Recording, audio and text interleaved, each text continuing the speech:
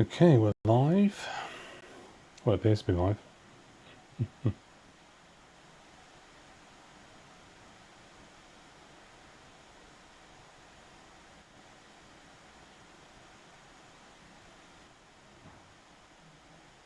Just updating the links here on Twitter.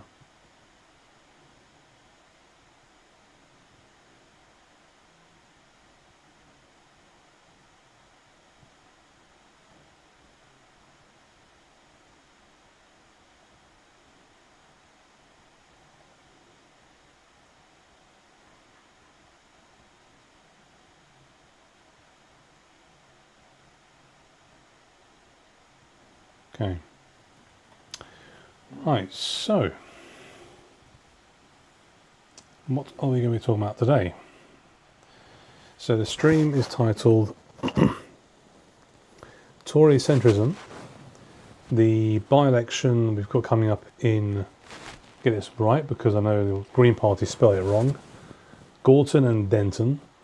And I've never heard of this place before until recently because in the news, as you know, that the MP there was sitting there before Andrew Gwynn, who became independent. He had his whip removed. He was investigated for a number of things. He then quit, and now it's going to be a by-election next month. We all know the controversy surrounding Andy Burnham trying to get in, or plan to, and then the Labour Party stopped him from doing so. And of course, that was all Keir Starmer's plan to stop the plot from happening.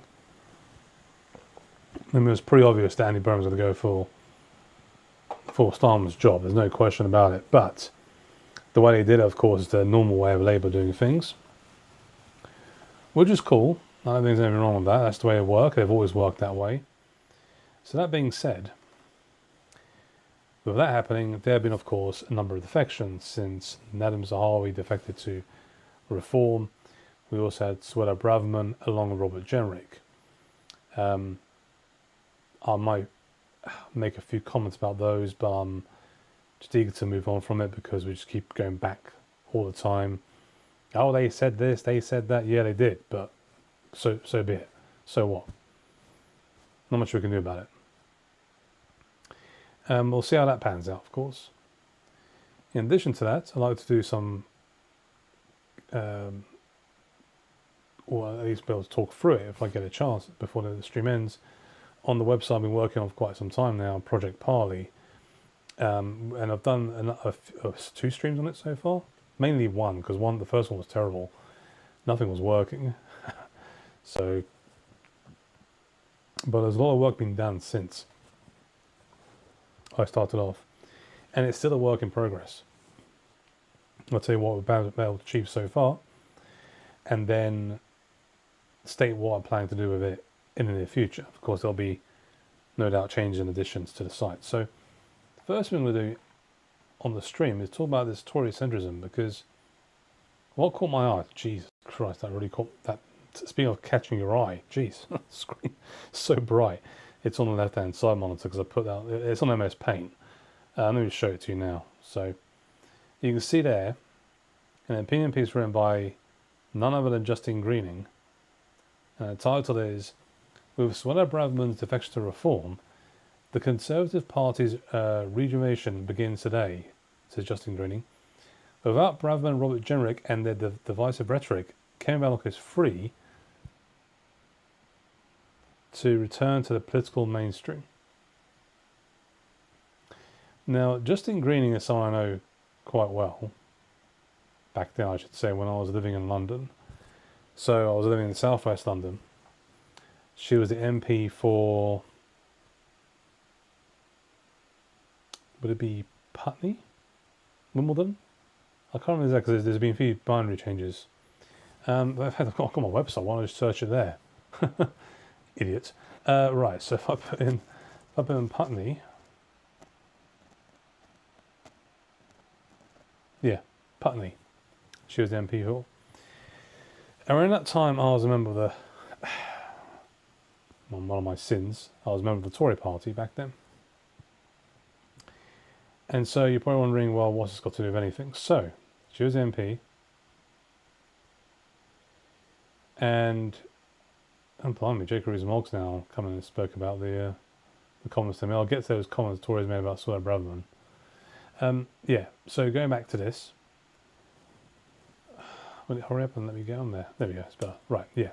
So I was there at the actual, I don't want to say, I've been to many meetings when it comes to politics, but I've been to a few, also the Labour Party as well. So what happened here was, this is the post-2017 general election. And for those who don't know, of course, Theresa May was the Prime Minister at the time, following David Cameron's resignation. And she tried to get this deal go through with Brexit. And they ended up almost cocking up the entire election. They just about won. And when I say just about won, some of the seats are quite narrow in terms of the margins. But they got enough to actually cut a deal with the DUP, the Unionist Party in Northern Ireland, under some sort of deal. I can't remember what the deal was. Where Jeremy Corbyn came in second place with Labour at that time. And people were quite fearful in the Tory party. I wouldn't say the general public, but the actual Tory party was quite fearful. How do I know this? Because I was actually in one of those meetings. Justin Greening had invited Ruth Davidson. That's right, the same Ruth Davidson's been in the news recently as well. So what they try to do is, and they do this all the time, that well, we can't say the unsayable because it makes us look bad. It makes us look racist. It makes us look xenophobic. This is not a new thing, right? This is actually quite a well-known thing in politics, particularly in the Tory party, especially in the Labour Party, right?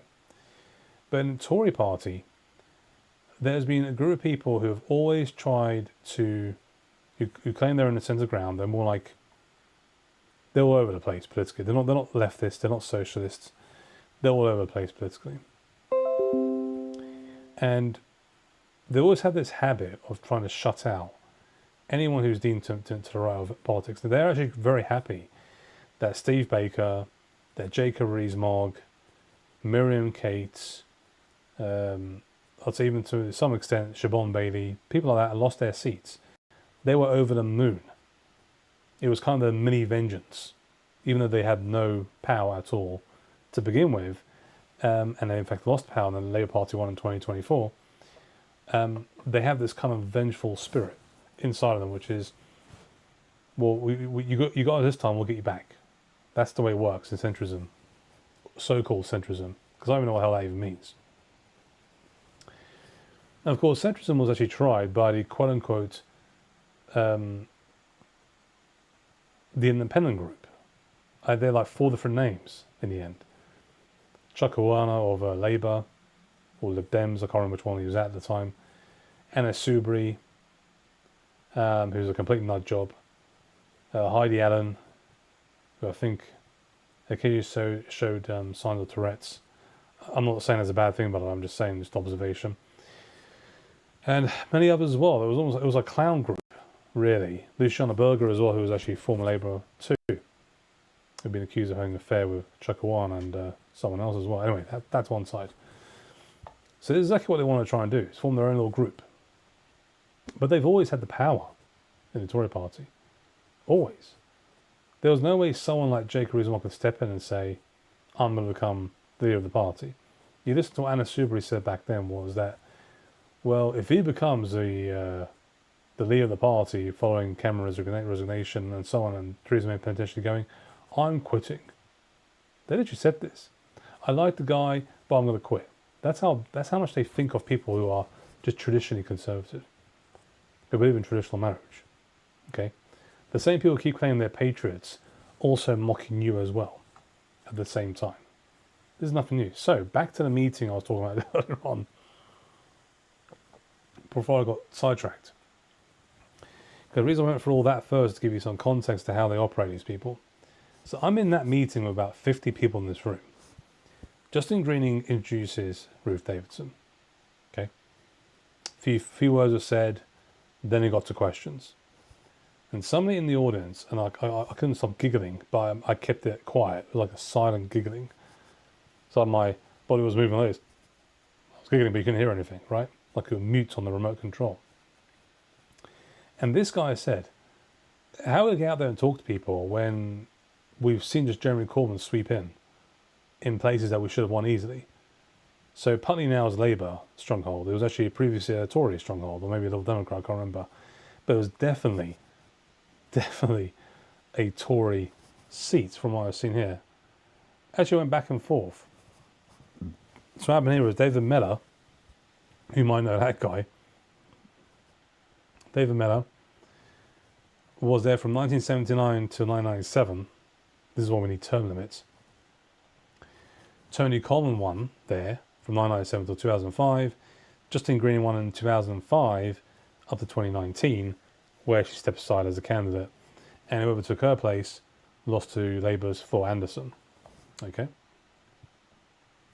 So this guy was really concerned, and all that came up with was that Justine Green couldn't say anything at all. I don't know why. She's actually a smart woman. She's not stupid. Ruth Davidson stepped in and said, look, all you have to do is worry about this. Eventually, people are going to see the real Jeremy Corbyn, and he's going to be completely naked in front of everybody. Not literally, of course, thankfully, but naked in terms of who he is, what his politics are all about. It's all going to unravel, and you're going to see that we're going to defeat this guy, and believe me, we'll win. Now, of course, not understanding between that time, by the time Theresa May stepped down, and then the whole hubbub about who's going to become leader, Boris Johnson stepped in, and then the rest is history, of course. The point about this so-called centrism, is that even with the quote-unquote right-wing Tories, like Robert Jenrick, they call right-wing, and Cyril Braverman, and Jacob Rees-Mogg, and all the others, these guys didn't stand a chance. You can see it now. This is why they wanted out. It doesn't mean give them a clean slate. Not at all. You critique both of them, Cyril Braverman, Robert Jenrick, and even James Harvey, right? Critique them. Right? You keep them on watch. Don't let them go easy just because they're on team reform and team anti-establishment, so to speak, right? Don't let them go so easily. But you can see how desperate they became.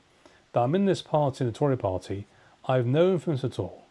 I'm trying to give this warning over the fact that the reform I hear and they're going to sweep in, potentially sweep in, not guaranteed.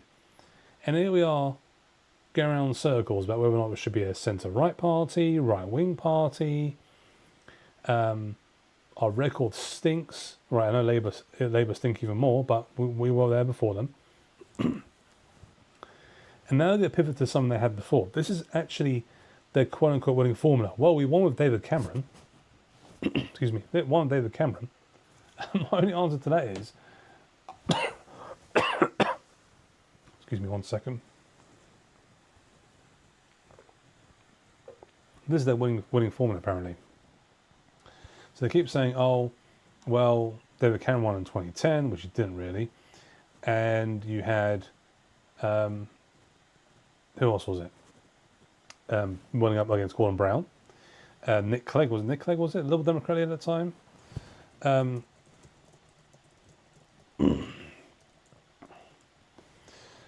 not sure if I'm carrying on the stream of this, right? Because I'm about to lose my voice. My coughs keep coming back every time. I had a cold recently, so I'll try and crack on. Yeah, so you had Cameron go up against Gordon Brown. Gordon Brown, the same person, by the way, who, if you can recall, said, big to the woman. Do you remember that? Okay, 1 sec. Let me get the full screen. Just bear 1 second.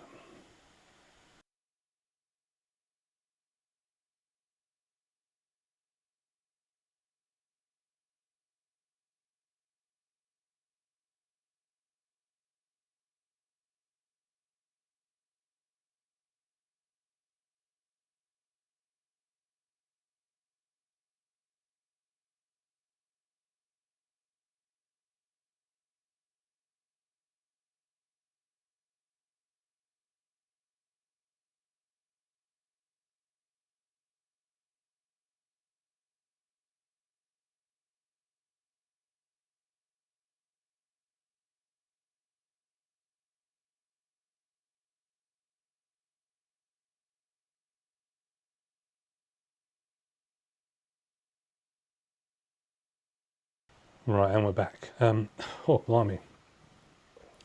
Always have something warm next to you if you ever have a cold and you're recovering. Want to do like a YouTube stream. Try not to talk too much, of course, but at the same time have something hot. Anyway, before my coughing fit,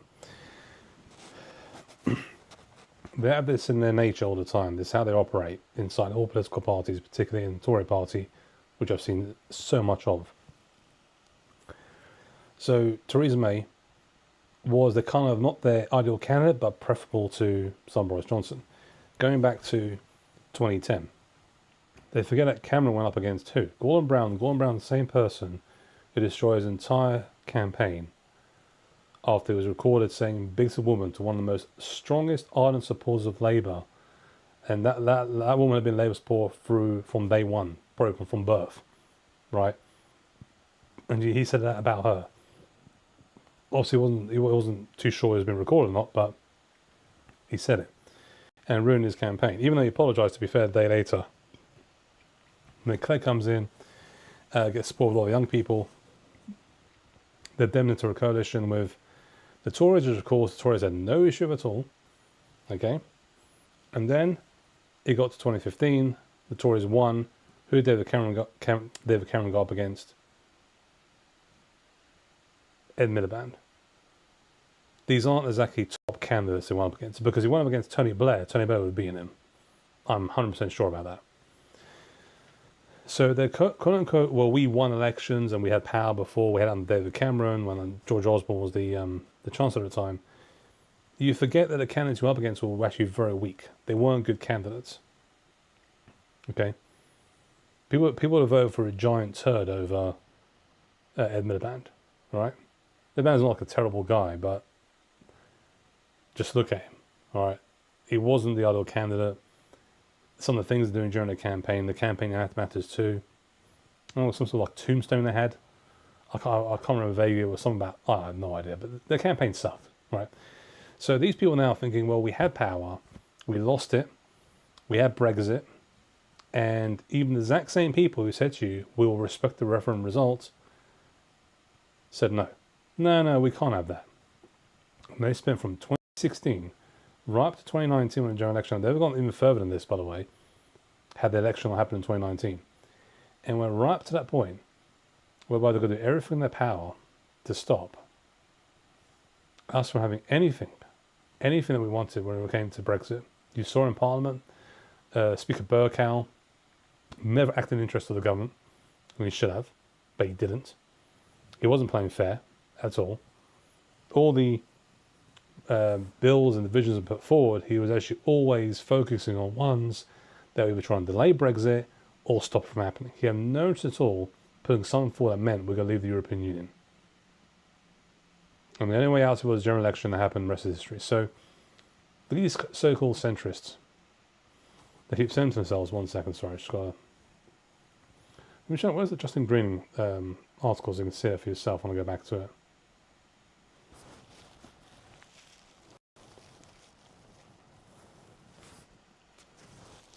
Right?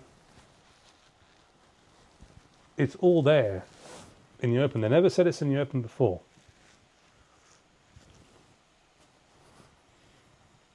They were actually very good at hiding this stuff. You see here, very good at hiding it. They're the cat out of the bag now, right? This is why people look at it and think, oh my God, I can't believe they said this. No, this is not a surprise to me at all. I was there. I heard all this stuff. I heard it even before that. But when I actually heard it for myself in that very room, the way they tried to operate in terms of, well, we're campaigning based on optics and our policies are better than theirs because we just have the usual fact sheet about free markets and all this other stuff. All the evidence suggests from all the polls that no one wants to go back to the quote-unquote norm. Even when the Tories were doing badly, even when the Democrats had a great chance, look how buffoonish Sir Ed Davey is acting. They think this is a clown show, right? People have had enough. People are hurt out there. People are seeing they're being more taxed. People are not actually having enough money in their pockets to go and spend it. People can't afford to buy homes. The NHS is a mess. Right, businesses are closing down. I'm seeing this all around London. I actually work there, for crying out loud. So people want something a little bit different. But these people in the Tory party want to go back to the status quo. which is crazy. I don't see how they think this is a good strategy. I think it was called, what's it called? Change for Independent Group? Or that's the original name there, it was called Independent Group. They're going back to something like that. They've been out for so long, they want back in. And all it took was to wait for a disastrous Boris term, followed by a change of two prime ministers? Two more prime ministers after that. Then losing to these idiots who have no clue what they're doing now to run a business. We've got all these businesses being shut down, all these pubs closed, and all of a sudden the Chancellor says, you know what, maybe I'll give some tax relief after all these businesses have shut down. This is the mess we're in right now. And these fools in the Tory party, and this is why I do not trust them anymore, right, should be ignored, right? We should not spend any more energy on them. Not maybe after this video, but just not spend time talking to them, debating them. That party, along with the Labour Party, needs to be consigned to history books. Both parties need to be consigned to history books. End of story. They're not fit for purpose anymore. They can't just be there as, oh, we'll go back to them if something goes wrong in reform. No, let's go into reform, work with reform. Let's make the adjustments required. Let's try and create something new from this. We go back to the usual suspects, the usual group of people, the usual parties. We're going back to everything as it was before. Nothing has changed. All the outrage, all the anger, all the disgust at what's happened, all this talk we do all the time goes out the window. So it's absolutely pointless. We wasted all that time for 10, 15, 20 years potentially. The amount of time I've been in politics since the start of 2000, well, just start of 2000 till now, was that over 25 years? Okay. Some of you guys are quite new to this. Some of you have been there before me. Enough, right? Enough of this. So Tory centrism needs to go, as far as I'm concerned. Now, from there, we'll go to the by-election. Mentioned earlier about the by-election at Gorton? I'm going to get this name right. Constituencies. I've got on my site here. Gorton, Denton. Andrew Gwynn resigned the seat. There's by-election 1 month from now. And recently, was it today or yesterday? I think it was earlier today. Matt Goodwin was announced as the candidate for Reform UK. We know about Andy Burham not being allowed to stand. I don't know who the other candidates are at the moment. That remains to be seen. We'll see what comes out of that. So it is a seat for Labour. They had an incumbent, he's now gone. They're still the favourites for this seat, whether you like it or not. Polls suggest it's going to be a three-way race. It really depends on what the Greens do. Okay, if the Greens are unable to take enough from Labour, they'll definitely give the opportunity, a window for reform to come up and take and win this seat. I still think they've got to act right now, and they're definitely doing this. I'm just going to make this clear. If you ever go to a stronghold like this, and you think you are the favourites based on some poll numbers, you're going to lose. You are going to lose. You must act as if you are 20 points behind. I'm not joking. When I was with the Labour Party, now I'm going to talk about Labour Party, not the Tory Party, Labour Party, these guys don't sleep. They don't sleep at all. They are non-stop. They keep going at it. They want your vote. They are not going to be in a position to take a no for an answer. They'll keep pressing on you. And of course, they'll constantly harass them if they kept going like that. But of course, they get to a point they give up because they've tried every avenue. Every ounce of energy goes to trying every vote. Reform need to do the exact same thing. You need to act as if you're behind. You got to go back to people. If you can't get a vote, try and get back to them. If not, just move on from there. All right? Try to get every part of the community. Don't just ignore the quote-unquote Muslim community because you're not going to get the vote. That's nonsense. You can win those people over. Not all of them are going to vote for Greens. That's just a lie. They're not all going to vote for Greens. All right? During Brexit referendum, did they vote one way? No, they didn't. During the last general election, did they vote one way? No. Previous, 1, 2, 3, 4 elections before that? No. They didn't vote one way. You have to go out there and actually earn their vote. It's very important.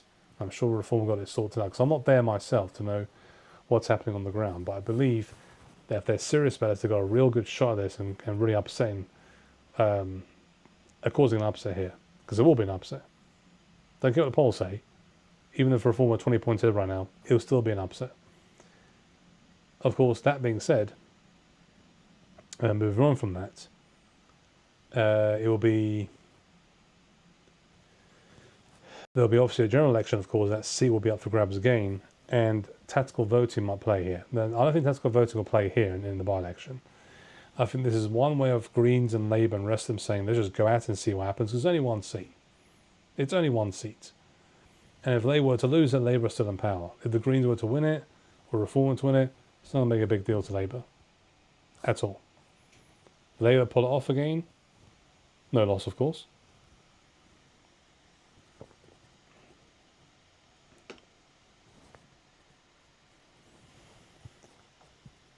So now, the Greens will be on 5, I think. Yeah, if they win, they'll be on 5 seats, and the Reform win will be on 9. And of course, they can get 10 if they get out of defection, which means they'll be ahead of the SNP. But we know the SNP are going to get more than 9 seats in the next general election. There's no question about that. They're going to at least get 30 to 40 seats guaranteed, I think, in Scotland. So I'm not sure the Green candidate is. Is Green candidate here? Doesn't say. Is it going to be? Is it actually going to be the guy himself? Zach Polanski, maybe. Anyway, so all being put to one side. That's the by-election. 1 month from now. Is it 1 month from now? When is it exactly by-election? Let's have a look.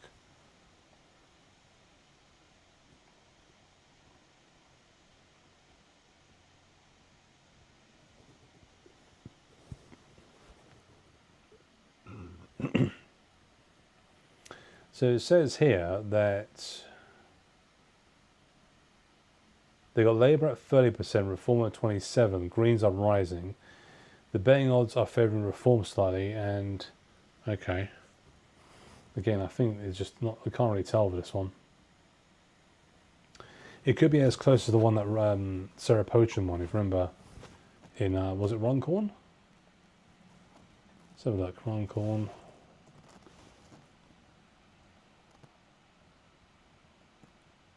Yeah, Runcorn and Helsby, which was quite something. I think that's one Mike Aisbury got suspended from because he was punching the guy on the ground. What an idiot. Yeah.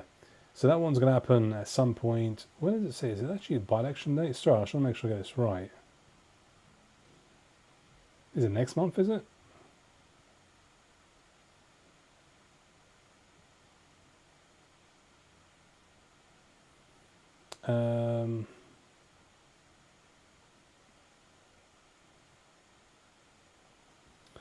Yeah, I don't think it's going to work. So, one thing I hope that does happen, and I suspect it will happen because, you know, people should like the headlines. If Reform want to make this about race and religion, you're going to lose.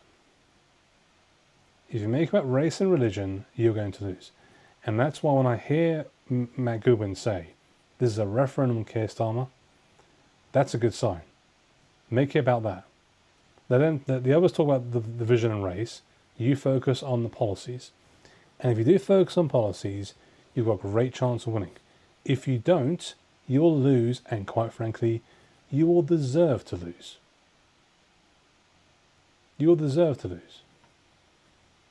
That goes for any political party, but especially for those in Reform, when you've got a great opportunity here. And I said, I don't think it's a guaranteed win. You've got to work really hard at this. You've got to go out there and work 10 times as hard as Labour and Greens put together, quite frankly. Anyway, that's the by-election. We'll see what comes out of that in the near future.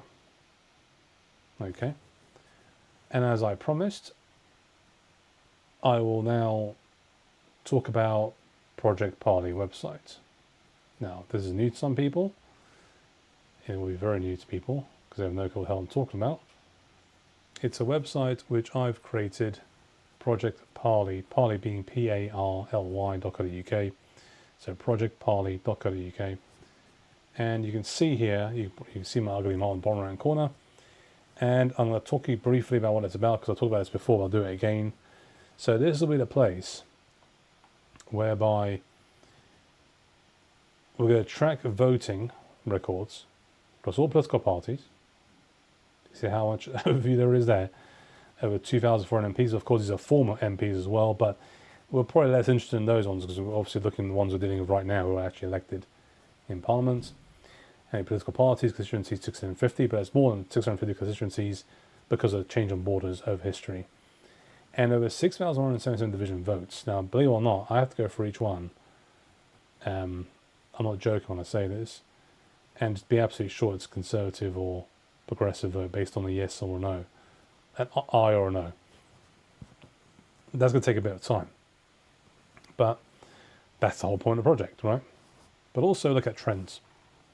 I'll explain to you what the hell that means. So let's go back to the site again.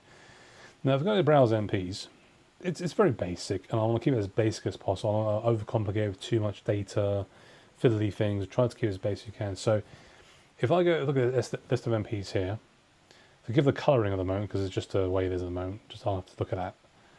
The user interface is probably going to change going forward, as well as the menus at the top here.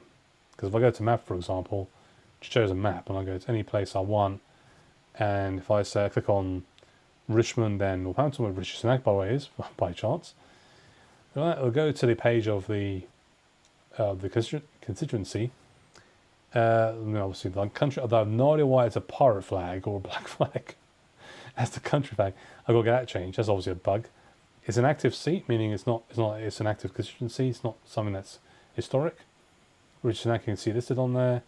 No previous MPs found, and one. Because the boundaries might have changed here before, because I think there's one called Richmond York. So if I go back here, and I tick active only off, and I put Richmond in there, you'll probably get a few Richmonds on there. Surrey, we're down here when close to where I live. And you've got Richmond Barnes, you've got Richmond York. So the Richmond Yorks, okay, there's no data found there, that's interesting. Okay, I have to look at that, that's obviously a bug. So just to give you an idea, so if I go back to, where was it? Richmond, not York, let's go to, there we go, that's one Rishi Sunak. And no previous MPs, there's previous MPs here. Let's find one of the previous MPs, the one I had before, which I think you saw it actually. I showed it to you earlier, so I go Putney. That's a postcode, right, yeah, by the way, you can search for a postcode as well. So if I put in, let's try that one, SW1A1, if it's a valid one, I think it is. You can see there it finds constituency for you. So you put your postcode in there, you can find it pretty quickly. And so there'll be a lot more details than this. It's just basic setup at the moment. Rachel Blake's the MP. Previous ones are conservative. You can see from and to days as well. And you click on them as well. The guys used to be there as well. But okay, whilst you're on this, let's go through this. This is something new that's come up.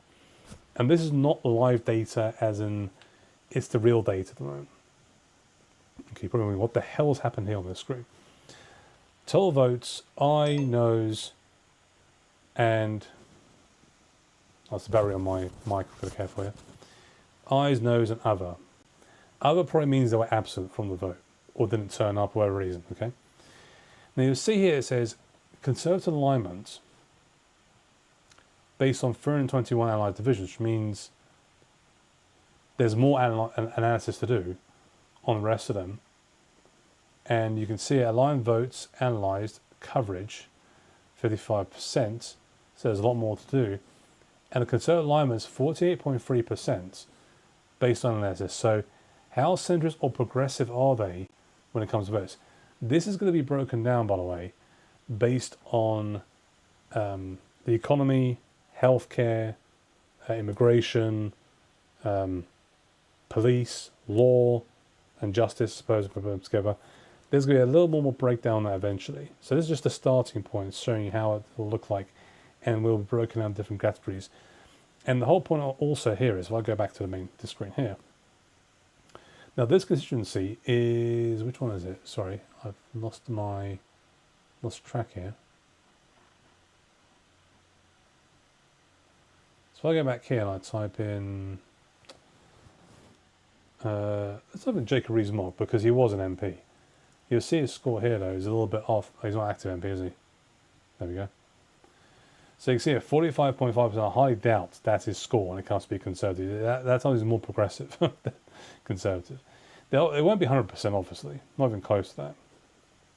But looking at around here, 2/3 probably. All right. So you can see down here all the votes he voted in, how he voted as well. And if you go to, no, I knew that was going to happen. Fatal error. Let's see what it says here. Fatal error. SQL state. Okay, there's something to do with the array on the control file. Doesn't exist. Okay, if I go down here. Oh, I found need to re-import them because the numbers have changed. Yep, this is it's the same error. Yeah, it's probably okay. So what happened is, just so you know, you go into the division and I'll give you details on the division as well. That's the whole point of the breakdown at the top there. Map, MPs, parties, constituencies, divisions, and trends is something that's new, which I'll go to towards the end of the stream. I'll explain to you what I'm doing. So eventually what you'll have here is the MP profile. If you go to constituency, where was he before? You see, I've got to get that there as well. But I have no record of which constituency was he a member of. Doesn't say. Right? That's something worth looking at as well. So that's something I need to focus on too. But let's go to current sitting MP. You can apply filters as well. Vote types: aye, no, absent, abstain, ayes, and you go to the no's as well instead. This kind of just gives you kind of the basic stuff. If you're interested to see why, you won't know why they voted no, right? And you have to remember as well, for those who are not familiar with British politics, a lot of this is collective when it comes to voting. You're whipped to vote one way. When you hear that whip, the phrase, is because you think that why is the entire party voting one way? Because it's down to the government sets the tone. That's always been tradition in this country. That'll never change. Okay? You actually can call it quite conservative, the country. But that's something that's there. So all these bills here, for example, and so I don't know why I can't get to in the moment because it goes bright screen. I need to work out why that is, but we'll get there in the end. Okay? So that line gives you an idea. So what happened then is, well, look at trends. And if you go to any place, well, trends will take a bit of time to develop because there's a SQL statement that's running, which is quite big. I need to try and sort that out because it does take a long time to load. You saw the other pages load up pretty quickly. Right, if I go to divisions, for example, there you go, it's quite quick. Okay, now, so I can't get to these ones. There's an error I need to sort out. So I'll go back to trends again. It'll pop up in a second. So while it does that,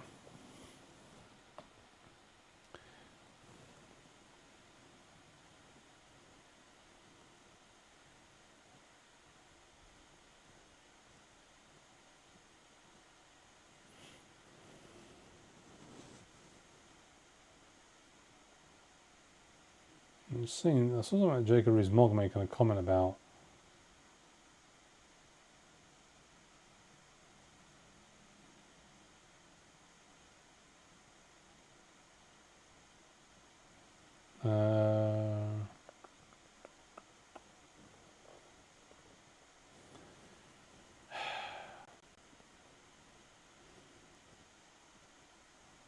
no. Don't see now. He wasn't very happy about it, let's put it that way. Not very happy about it at all.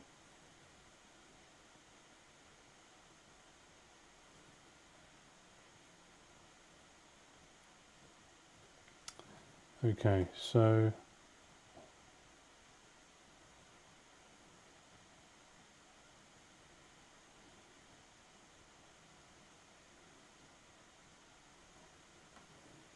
okay, let's go back here. It's now loaded up, okay, so that's good. Let's go back to it. Okay, so voting trends analysis, it's going to be, again, this is just the basic breakdown. And, no, there you go, it has an input on the right hand side. It was there before, I can tell you that, I did see it before. So, if you look down here, you can then see, well, what's the most conservative constituency, right? And the idea will be that you click on that constituency, it will take you there, give you trends, which way it's trending left or right in terms of politics. But you get a breakdown on maybe population numbers, ethnic groups, demographics, the economic situation in that region, and so on. Gives you a better idea how things are in terms of trend. I'm not looking at this as like a data collection tool so I can sell it to somebody that can use it for a general election. There is no intention at all for that. I'm actually paying this out of my own pocket. All of this. Right, this is not a tool that's making money at all. There's not going to be no sponsorship on there. There's going to be no advertisements and none of that rubbish. It's purely a tool information for free for people out there in the UK. You can go to any constituency they're in, look at the MPs who've been elected, look how their voting records, which you can do if they work for me, of course, but I'm taking this step further, like taking all the data, which of course, all the core voting data, by the way, all the MP data, all the constituency data, all the party data is being imported in a database that's sitting behind this website. This isn't being used as an API to other sites, which is much easier to do. I want this to be my own site, my own home place for politics, especially for us on the right. And it's just a way of thinking about things going forward, what kind of candidates we can put forward, what kind of policies we can advocate, because of course every single place part of the UK is different. It's not the same. Just as it never has been. And we're wondering, why do these people vote one way? We can actually look at the analysis, look at details. The AI is not going to tell us that. We need to think that ourselves. The AI can give us the data we want and present it in front of the screen, but then we've got to try and work out why this is happening. And the whole point of this also is try and make it as accurate as possible when it comes to analysis. So I'll give you a very good example. I'm not sure if I can show you to here. Maybe I can. If I type in... Okay, it's not that page. Let me find the actual page. Quickly. Just give me 1 second. Got it here, I hope. There we go. Let's copy it over here. I'll show you a page now. So if I go back to where I was before. Go back and forth here. Here we go. So this is the... No, I don't want to save that. So this is what I'm going to review, the ideology positions. So I can go in there and actually adjust them because I have to research them. And we're looking at over 6,000 divisions. And again, you have to bear in mind, not all of them are going to be based on philosophy. So they don't count. So when you see that voting records of MPs, it's not including all absent ones. They don't count. That'll actually affect their record as an MP. You think, why they're not voting at all? What's the point of you being an MP? You know, someone like Nigel Farage, for example, if you go to his actual... oh, it's gone now. Bloody hell. What did that for? Sorry. If I go to Farage, because we know he doesn't stop quite a lot at the... so I'll go back to YouTube here. You can see down here is Nigel Farage at Clacton. Now again, these numbers don't count because there's still a lot to do. You can see I's 31, no's 34, other 126. So he's been more away than voting, which has a quite an impact on that record number as well. But like I said, that's not a real number because I still need to do in-depth analysis of all the divisions. This just gives me roughly how it will look like on screen. And I know this scenario doesn't work, so I need to work on that too. Okay, this looks remarkably different to where before in the previous update. Okay, if I go not active, is the independent group for change on here? Just have a quick look at that quickly.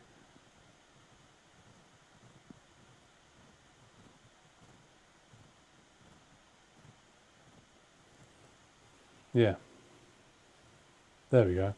Anne Coffey, Anna Subry, Joan Ryan, Mike Gates. Oh God, Mike Gates as well. Mr. Chris Leslie, but I didn't notice that. Oh, hold on. So Heidi Allen probably ran as an MP for them, but she was a Tory MP before. That's why she was not showing up on there. So if I did this, if I took the active MPs away, but Heidi Allen, there she's a Liberal Democrat. Oh, she went Liberal Democrats in the end, did she? Okay, didn't know that. Okay, so you still get old records like that as well on there, but they're not actually relevant. They'll only be relevant, of course, if they decide to run again. They'll be relevant. But the ones going back 30, 40, 50 years are probably relevant. They're just there as historical data, nothing more than that, and that'll be really used for the analysis side, like the trends I was showing you earlier. That'll be more for that than anything else. Okay, so if I was to show you a quick update on that. maybe not the best update, especially not to cough so much. There'll be more updates going forward. So all those things I just saw that bugs I need to fix, obviously. They've probably changed the interface. We could look at more closer division data, because I'm not sure why the errors come up. I need to find out why. There's obviously a connection issue with the database, with the tables and behind the scenes. And of course, any more news that's happening regarding more defections. And I won't do a stream for by-election because no point of that. I'll do like a video, maybe a short video on that. As at the moment, Labour are favourites for that seat. And my advice to Reform is you've got to work very, very hard. I would argue twice as hard. 5 times, if not 10 times as hard as Labour and Greens put together, because you're going to need every vote that's out there. And yeah, it'll be a good show and see how it pans out. Like I said, it'll be a real shock if they win. If Reform pull this off, it'll be a shock. I would argue probably if Greens win, it'll be a shock too. So on those two parties, Reform and Greens will be a shock win. But I think Labour are still the favourites for that one, for now.